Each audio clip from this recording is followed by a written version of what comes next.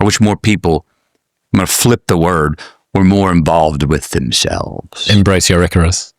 Instead of self-involved, that has a bad term. I wish people were more involved with themselves. Yeah. I think that's where we're more deficient. Believe in yourself or invest in yourself. Do more of what you can to be great at a craft or a vocation or to get... Hustle, hustle, hustle. Sleep was sin in my household. Sin. I saw my dad asleep one time in my life. I got up at 8 o'clock on a Saturday morning and went through the kitchen and peeked, and I saw him sleeping. I went and woke up my brother. I was like, dude, Dad's still asleep. He actually died 2.5 months later. Connected that idea that, if he slept in that late, he must have not been feeling well. If it was daylight, you couldn't be inside. There's a fierce sense of independence. 30 minutes of TV a night, max. Mom would always say, why are you going to watch someone doing something when you can go out in the world and do it yourself? Turn that damn thing off, get outside. You had to be outside. Like, get out in the world, go hustle, figure it out, be home at dark. Can do what you say. If you can't do it, don't say you can do it. Don't over-leverage yourself. Don't over-leverage a decision and then jump in and kind of dip a toe. I think I'll try it out. No, think if you're going to try it out beforehand, but when it's time to go, dive. Finish it. Find out. Come out the other side. Don't leave it and go, ooh, if I just would have. That keeps me up at night. I think it keeps a lot of us up at night. When you half-ass something and you just don't know whether you failed or succeeded, got what you want or didn't get what you want, finding out and looking in the mirror and going, I didn't half-ass it. I went all the way. I found out, and that ain't for me. Or I found out, and you damn right that is for me.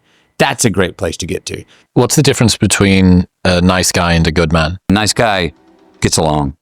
Yeah, do that. Yeah, I'll do that. They don't necessarily have discernment or judgment, not sure what they stand for or stand against. It's like, yes, yes, yes, sure. Yeah, hey. A good man has ideals that they stand for and they'll stand against. And when they're tested, a good man is not a nice guy. What about love? We always knew we were loved. There's never a question that we were loved as loving each other, loving mom and dad, being loved by mom and dad, and mom would always keep on to make sure you're loving yourself. I remember breakups, heartbroken. She'd let us mourn. She was a great ear, very sensitive ear to that kind of to pains like that, broken hearts, but only for a day. After a day, she'd crank up the AC/DC, man, and go like, now, get up. You're worth it. Her loss. Come on, get out of bed. Come on. Quit moping. Lift your head up. Come on, buddy. We got this. Her loss. Give you the day. No more than that. My hero. That's who I chase. Now, when I was 15 years old, I had a very important person in my life come to me and say, who's your hero? And I said, I don't know, I got to think about that. Give me a couple of weeks. I come back 2 weeks later. This person comes up and says, who's your hero? I said, I thought about it. You know who it is? I said, it's me in 10 years. So I turned 25 10 years later. That same person comes to me and goes, so are you a hero? And I was like, not even close. No. She said, why? I said, because my hero is me at 35. So you see, every day, every week, every month, and every year of my life, my hero's always 10 years away. I'm never going to be my hero. I'm not going to attain that. I know I'm not. And that's just fine with me because that keeps me with somebody to keep on chasing. I remember my 8-year-old mind going, everyone that my dad's making me say sir to, the one common denominator besides being older men is they're all fathers. And in my head, I went like, oh, that's what success is.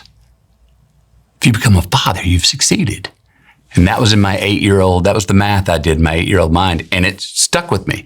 So the one thing I always knew is I wanted to be was a dad.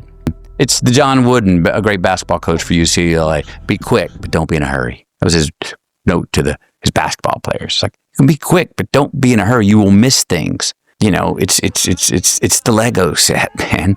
And you sit there and you get in a rush. You don't read the directions. You get to the end and you've got 12 pieces left. And you're like, shit. Because you got in a hurry. You got ahead of time. Instead of just that feeling of, I've checked out what I need to do and it's all adding up and this thing's built right and the foundation's right and boom, there's the last piece. It fits. Voila. It was with time. Time's on our side.